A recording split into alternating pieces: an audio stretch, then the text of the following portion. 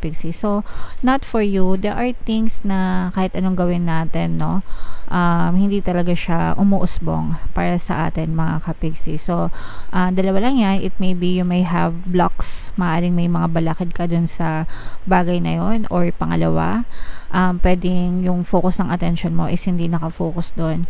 Kaya hindi siya nangyayari sa'yo. And kapag hindi nakafocus ang intention mo dun sa bagay na yon, ibig sabihin, hindi mo siya talaga gusto, no?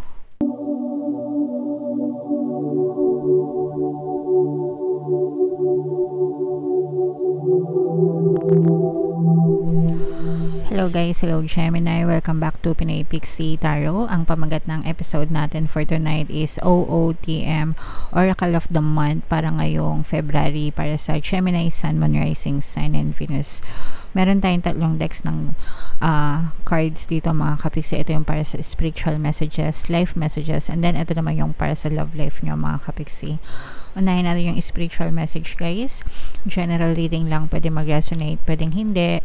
Combination ng positive and negative energy, mga kapixie. So, hindi lahat magre-resonate, guys, no? So, kung ano na lang yung maka-resonate sa inyo, take that message, mga kapixie.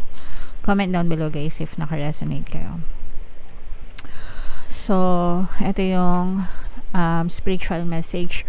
Through prayer and meditation, I create a ripple effect of peace in the world. So, ito guys, through prayers and meditation na we are connected to one another, mga kapixie. And if lahat tayo, no, we are living in a vibrational field, mga kapixie. Lahat tayo connected, lahat tayo we're vibrating, mga kapixie, either positive or negative energies. And kapag tayo ay nagdadasal and nagme-meditate, mga kapixie, we are vibrating in a very positive vibration, mga kapixie.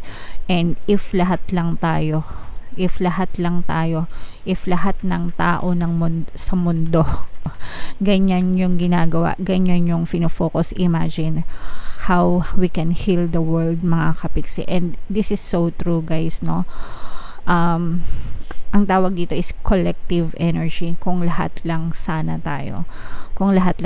tayo nagfo-focus sa kasiyahan, sa kapayapaan, sa positive good vibes, mga kapixie, wala na sanang nagva-vibrate, wala na sanang naninega. Okay, kasi napapasa yan, guys, and na-absorb yan because lahat nga tayo, 'di ba, sabi ko nga, everything is vibrating. Lahat yan na ipapasa, lahat yan nasasagap natin.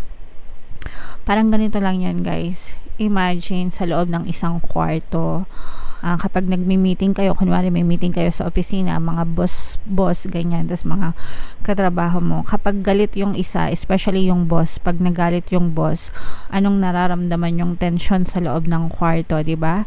Natatakot, scared, masyadong tensionado, negative yung energy, di ba? Negative yung vibration, negative, kasi yun yung strong energies. So, naipapasa yung galit ni boss, naipasa na sa buong kwarto, nasagap na ng lahat ng tao, lahat na ninenervyos, lahat na natatakot, di ba?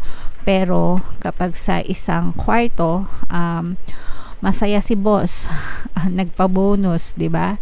Masaya yung energy ni boss na ipapasa sa mga empleyado, masaya din yung mga empleyado, yung buong kwarto masaya.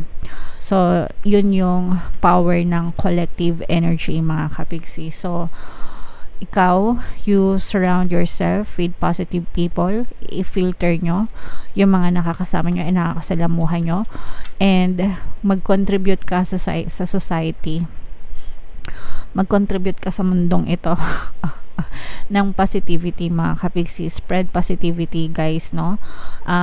Para the more the merrier, mga kapixie. Okay, so comment down, guys, if feeling nyo naka-resonate kayo dyan sa mga messages na yan. So yung next message natin, guys, is life messages naman. So, shuffle natin to. Habang sinishuffle natin to, panoorin nyo muna yung video natin regarding sa ating paano mag-manifest ng abundance video course. Kapiksi, sawa ka na ba sa mga struggles at hirap sa buhay mo? Masipag ka ba at masikap sa buhay ngunit hindi ka pa rin umaasenso? Ilang beses ka na bang nag-attempt magnegosyo at mag-invest pero palagi ka pa rin nalulugi? Sa pagkakataon na ito ay maaaring may subconscious beliefs ka na nagiging balakid sa iyong pag-unlad at pagyaman. Introducing, paano mag-manifest ng abundance video course. Dito ay matututunan mong ma-overcome ang mga balakid mo para tuluyan ka ng umunlad, umasenso, sumagana, maging matagumpay, successful at maswerte sa iyong kabuhayan, pera, trabaho, negosyo, salapi at kaperahan ng bonggang-bongga. Dali, mag-send na ng email sa pinoypixitaro@gmail.com at simulan na ang iyong pagyaman ngayon. Alright, so sabay-sabay tayo magpayaman ngayon 2024 mga kapiksi. Mag-avail na kayo ng course guys kasi sobrang ganda talaga niyan. And good news dahil ngayong January mga kapiksi until January 31 no, magbibigay ako ng 1 free pampaswerte subliminal sa lahat ng mag-avail ng course until January 31 guys. Kaya mag-avail na kayo. And yeah, so ito yung mga mensahe para sa inyo guys. We have not for you at saka clean it up mga kapiksi. So not for you, there are things na kahit anong gawin natin, no, hindi talaga siya umuusbong para sa atin mga kapiksi. So dalawa lang yan. It may be you may have blocks, maaring may mga balakid ka dun sa bagay na yon, or pangalawa, pwedeng yung focus ng attention mo is hindi nakafocus dun, kaya hindi siya nangyayari sa'yo. And kapag hindi nakafocus ang intention mo dun sa bagay na yon, ibig sabihin hindi mo siya talaga gusto, no? Nagets nyo ba? Kasi if you really want something, 'di ba, hindi siya maalis sa isip mo, hindi siya maalis sa puso mo, 'di ba? Parang jowa lang. Pag mahal mo yung jowa mo, hindi siya maalis sa isip mo, 'di ba? So the same with things mga kapiksi. Kung gusto mo talaga ng isang bagay, hindi siya maalis sa isip mo and you can have it anytime soon. Pero if hindi siya, ibig sabihin hindi siya ganun ka-significant sa inyo, so it's not really for you mga kapiksi. So there are things na ganun, no, na hindi talaga siya para sa inyo, napadaan lang ganyan. So might as well let it go and bigyan nyo ng space sa buhay nyo yung something or someone na deserve talaga na magstay sa buhay nyo and deserve nyo talagang makamit sa buhay nyo mga kapiksi. Alright? And then you have to clean it up. This is cleansing mga kapiksi. Cleansing ito, no? Ibig sabihin, maraming pamaraan ng pag-cleanse mga kapiksi, no? Kayo na lang yung bahalang mag-research, pero ang cleansing ay ginagawa para maalis, mapagpag yung mga negative sa buhay nyo, mga nakakabit sa inyo mga kapiksi. Ang pinaka the best talaga for me na cleansing is yung paliligo sa tubig dagat, no, because meron siyang natural cleansing properties yung bodies of water, natural bodies of water like sea or ocean. Pero kung hindi naman posible sa mga kapiksi natin na malapit lang sa mga dagat, no, ligo samantalahin nyo para ma-cleanse kayo, no. Pero kung imposible naman, pwede kayong maligo ng tubig na may asin, yung huling banlaw ng paligo nyo, para ma-cleanse kayo mga kapiksi. Or pwede rin kayong magpausok ng sambong, sage mga kapiksi. Yung pagpapausok is mainam din for cleansing mga kapiksi. So maghanap na lang kayo, magsaliksik na lang kayo guys. Maraming pamaraan ng pagki-cleanse. Hindi lang katawan yung kine-cleanse, pati yung space mga kapiksi kine-cleanse din yan. So yung pagpapausok yung pinaka the best naman for cleansing space mga kapiksi. Okay? Alright, so comment down below if naka-resonate kayo dyan guys. So medyo umuulan lang, di ko alam kung naririnig nyo, pasensya na. Ito naman yung ating guys, love life messages. So tingnan naman natin habang sinashuffle ko to guys. Meron tayong email coaching, no, manifest your desires using the law of attraction. If meron kayong mga specific na gusto nyong i-manifest, pwedeng love and relationship, pwedeng money or career, pwede kayong magpabook ng email coaching session with me. Mag-send lang kayo guys ng email sa pinoypixitaro@gmail.com. So ito yung ating mga love messages, love energies, especially kung kayo ay nasa in a relationship na with your partner or specific person. For some of you, you may be having a karmic relationship with your partner. So pag karmic relationship, guys, ibig sabihin nito, may mga lessons na kailangan kayong matutunan dun sa relationship nyo.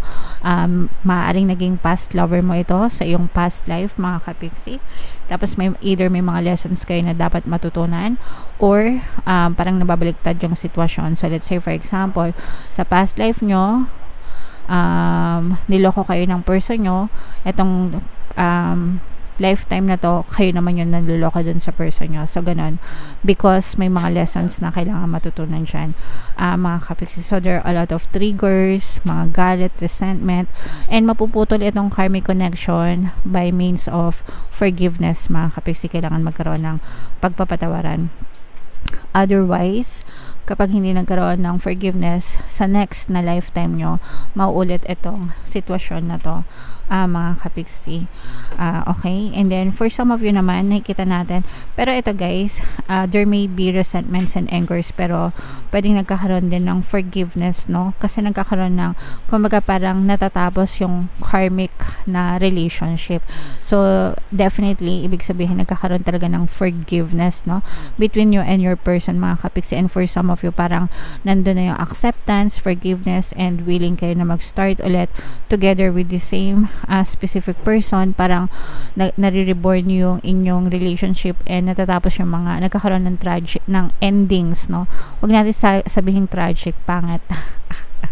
Nagkakaroon ng ending, no, yung mga problema nyo sa relationship, mga kapiksi. So again guys, if you are experiencing this, kailangan talaga magkaroon ng acceptance, forgiveness. Otherwise, kailang din yung may hirapan and start a new relationship. Wala namang masama, mga kapiksi, na magsimula ulit kayo ng person nyo, guys. Or kahit na hindi na kayo willing na magsimula with your person, at least patawarin nyo sila para makapag-move on kayo sa next relationship na magaan yung inyong pakiramdam, mga kapiksi. Okay? Alright. So comment down below guys if naka-resonate kayo dyan, and kung saang message kayo naka-resonate guys. Dito ba sa spiritual message, dito ba sa life messages, or dito ba sa love life? Comment down below, mga kapiksi. Ito yung ating mga pampaswerte subliminal guys. Panoorin nyo na para maging maswerte kayo. And ito naman yung ating success stories ng paano mag-manifest ng abundance video course. Click here to subscribe guys, and click here to join our membership program. Thank you for liking, sharing, and subscribing.